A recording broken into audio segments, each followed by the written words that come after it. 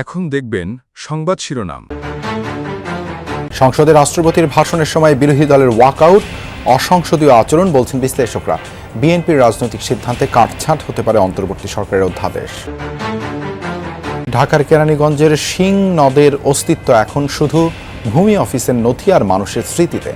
দখলে পিছিয়ে নেই সরকারও, নদের জায়গায় হয়েছে সড়কসহ নানা স্থাপনা। সোমবার দিনাজপুরে জাতীয় খাল খনন কর্মসূচির উদ্বোধন করবেন প্রধানমন্ত্রী তারেক রহমান। সারা দেশে প্রায় 20,000 কিলোমিটার খাল ও জলাশয় খননের পরিকল্পনা। ইরানের তেল রপ্তানির টার্মিনাল খার্গ দ্বীপে যুক্তরাষ্ট্রের হামলা, পাল্টা জবাব দিচ্ছে তেহরান। জ্বালানি নিষেধাজ্ঞা উঠে যাওয়ায় মধ্যপ্রাচ্য যুদ্ধে কপাল খুলেছে মস্কোর। গুমোট গরম কাটিয়ে রাতে রাজধানীতে আকস্মিক শিলাবৃষ্টি। আগামী কয়েকদিন অব্যাহত বর্ষণের পূর্বাভাস। বই মেলায় ক্ষতিগ্রস্ত স্টল, ব্যাহত বেচা বিক্রি। আসসালামু আলাইকুম। এতক্ষণ দেখছিলেন সংবাদ শিরোনাম, এখন দেখবেন বিস্তারিত। সংসদীয় বিধি অনুযায়ী বিরোধী দল ওয়াকআউট করতেই পারে, তবে রাষ্ট্রপতির ভাষণ ইস্যুতে ত্রয়োদশ সংসদের প্রথম অধিবেশনের প্রথম দিনে যা হয়েছে তা অসংসদীয় বলছেন রাজনৈতিক বিশ্লেষকরা। রাষ্ট্রপতির ভাষণের উপর আলোচনায় স্পিকার এই প্রসঙ্গ তুলবেন বলে আশা তাদের। রাষ্ট্রপতির ভাষণের বিরোধিতাকে স্ববিরোধীও বলছেন বিশ্লেষকরা। 24-এর গণঅভ্যুত্থানের মুখে আওয়ামী লীগের ক্ষমতাচ্যুতির পর দলটির মনোনীত রাষ্ট্রপতি মোহাম্মদ শাহাবুদ্দিনের কাছেই শপথ নেন অন্তর্বর্তীকালীন সরকার, যেই সরকারে ছিলেন বর্তমান বিরোধী দলের চিফ হুইপও। এরপর দু একবার রাষ্ট্রপতির অপসারণের দাবি উঠলেও অন্তর্বর্তীকালীন সরকারের 1.5 বছরেও শপথে বহাল থাকেন মোহাম্মদ শাহাবুদ্দিন। তবে বিএনপির নেতৃত্বে নতুন সরকার গঠিত হলে আবারও রাষ্ট্রপতির অপসারণ ইস্যুটি সামনে আনে জামায়াত জোট। বৃহস্পতিবার ত্রয়োদশ সংসদের প্রথম অধিবেশনেই এ নিয়ে তৈরি হয় উত্তেজনা। ওয়াকআউট করে বিরোধী দল, জানিয়ে মিশ্র প্রতিক্রিয়া জানিয়েছেন বিশিষ্ট নাগরিকরা। সাংবিধানিক বিধি অনুযায়ী জাতীয় সংসদের প্রথম অধিবেশনে ভাষণ দেন রাষ্ট্রপতি। বিশ্লেষকরা বলছেন, রাজনীতির অংশ হিসাবেই রাষ্ট্রপতির ভাষণ ইস্যুতে বিরোধিতা করেছেন বিরোধী দল। তবে এই প্রতিবাদকে স্ববিরোধিতা বলছেন অনেকে। রাষ্ট্রপতির ভাষণ, জুলাই সনদ এবং সংবিধান সংস্কার পরিষদ, এই 3 ইস্যুতে আগামীর সংসদীয় রাজনীতি চলবে বলছেন বিশ্লেষকরা। মানুষের স্মৃতিতে আছে কিন্তু বাস্তবে নেই এমন একটি নদ আছে ঢাকায়। স্থানীয় বয়োজ্যেষ্ঠদের স্মৃতিতে এখনও তরতাজা এই নদ শিংয়ের ভরা যৌবনার গল্প। সরকারি নথিতেও নদটির অস্তিত্ব মেলে, তবে সরেজমিনে নদের অবস্থান খুঁজে পাওয়া রীতিমতো দুঃসাধ্য।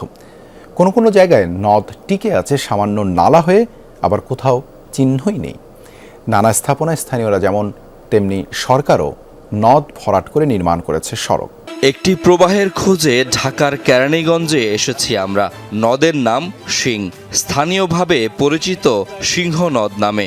নদীটা বড় আছিল, আর ঢেউটা যে উঠতো পানি ডাকে এই সিংহর মতনই ডাক আছিল, এই কারণে এটার নাম হয়েছে সিংহ নদী। একসময় সিংহ নদী ছিল কেরানীগঞ্জের লাইফলাইন। স্থানীয়দের আলাপে বারবার উঠে আসে সেই স্রোতধারার কথা। এই 2 খালটা পানি এখানে কাটাল গেছে, এখানে নাও গেছে, বুট গেছে, গয়না নৌকা দেওয়া নবগুল দোহার যত মারামার ছিল এই খালদা যাই। কাগজে 17 কিলোমিটার দীর্ঘ এই নদটি খুঁজে পেতে আমাদের বেগ পেতে হয়েছে। পথে নানাজনকে জিজ্ঞেস করে পাওয়া গেল এর অবস্থান। বেশিরভাগ জায়গায় নদ সরু নালার মতো।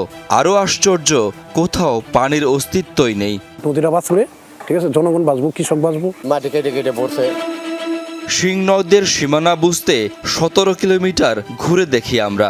সরেজমিনে অনেক খুঁজেও অনেক জায়গাতেই শিং নদের কোনো অস্তিত্ব পাইনি আমরা, তাই সরকারি নথি খুঁজতে চাই। দেশজুড়ে নদী, নালা, খাল ও জলাশয় খনন এবং পুনঃখনন কর্মসূচি শুরু করতে যাচ্ছেন প্রধানমন্ত্রী তারেক রহমান। আগামী 16 মার্চ দিনাজপুরের কাহারোল উপজেলায় জাতীয় খাল খনন কর্মসূচির উদ্বোধন করবেন তিনি। এই কর্মসূচির আওতায় সারা দেশে প্রায় 20,000 কিলোমিটার খাল ও জলাশয় খননের পরিকল্পনা রয়েছে। দিনাজপুরের কাহারোল উপজেলার বলরামপুর এলাকার শাহপাড়া খাল সময়ের সাথে হারিয়েছে জৌলস, ব্যাহত চাষাবাদ, বিরূপ প্রভাব প্রকৃতি ও জনজীবনে। দীর্ঘদিন খনন না হওয়ায় ভরাট হয়ে পড়েছে খালের বিভিন্ন অংশ। শুষ্ক মৌসুমে পানি শূন্য হয়ে পড়ে খাল, এতে ব্যাহত হয় কৃষি সেচ। অন্যদিকে পানির প্রবাহ না থাকায় বর্ষাকালে খালের আশপাশে দেখা দেয় জলাবদ্ধতা। অবশেষে নিরসন হতে যাচ্ছে সমস্যার। দীর্ঘ প্রায় 12 কিলোমিটার খালটি পূর্ণ খনন ও স্লুইস গেট নির্মাণ করবে পানি সম্পদ মন্ত্রণালয়। আগামী 16 মার্চ এর উদ্বোধন করবেন প্রধানমন্ত্রী তারেক রহমান। প্রধানমন্ত্রীর আগমন সেই সাথে খাল খননের খবরে উচ্ছ্বসিত স্থানীয়রা। ফলে কৃষকেরা অর্থনৈতিকভাবে লাভবান হয়ে স্বাবলম্বী হওয়ার স্বপ্ন দেখছেন।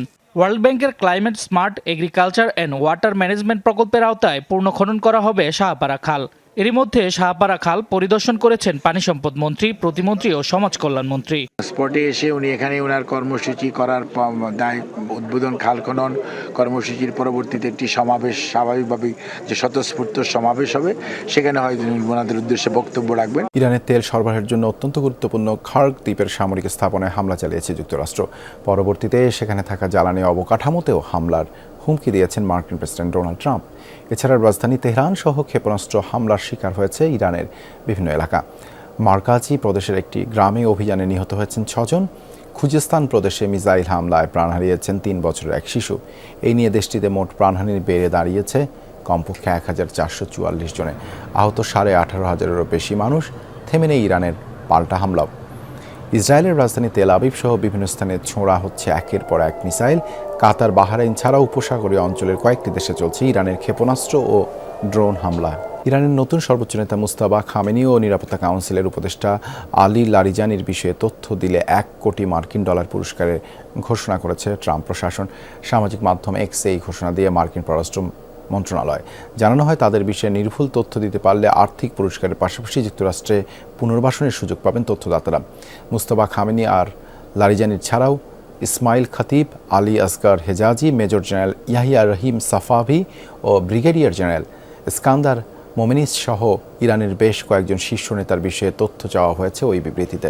তবে এর কিছু সময় আগে আল কুদস দিবস উপলক্ষে তেহরানের রাস্তায় জনগণের সাথে হাঁটতে দেখা যায় আলী লারিজানিকে। সামাজিক মাধ্যমে নিজের অংশগ্রহণের ছবিও পোস্ট করেন তিনি। রাজধানী সহ আশেপাশের বিভিন্ন এলাকায় মাঝারি বৃষ্টি সহ শিলাবৃষ্টি হয়েছে গতকাল। দিনের হালকা গরমের পর এক পশলা বৃষ্টিতে চারপাশে নেমে আসে স্বস্তিদায়ক শীতল আবহ। শুক্রবার রাত 8:45-টার দিকে হওয়া বৃষ্টির পর সড়কে থাকা নগরবাসীদের মাঝে স্বস্তি দেখা গেছে। তারা বলেন, ইফতারের পর হালকা গরম আবহাওয়ার মধ্যে বৃষ্টি হয় বেশ ভালো লাগছে। বৃষ্টি ভোগান্তির না হয়ে সবার জন্য স্বস্তির হয়েছে। তবে হঠাৎ বৃষ্টিতে ভোগান্তিতে পড়তে হয়েছে শপিংয়ে বের হওয়া নগরবাসীকে। বৃষ্টির কোনো প্রস্তুতি ছাড়া ছুটির দিনে বের হওয়ায় অনেকেই ভিজে যান। এদিকে আবহাওয়া অফিস বলছে, মৌসুমের স্বাভাবিক লঘুচাপ দক্ষিণ বঙ্গোপসাগরে অবস্থান করছে। এর প্রভাবে ঢাকা সহ দেশের 8 বিভাগে আগামী 5 দিন বজ্রসহ বৃষ্টির এই প্রবণতা অব্যাহত থাকতে পারে। এ সময় সারা দেশে দিন ও রাতের তাপমাত্রা সামান্য বাড়তে পারে বলে জানিয়েছে আবহাওয়া অফিস।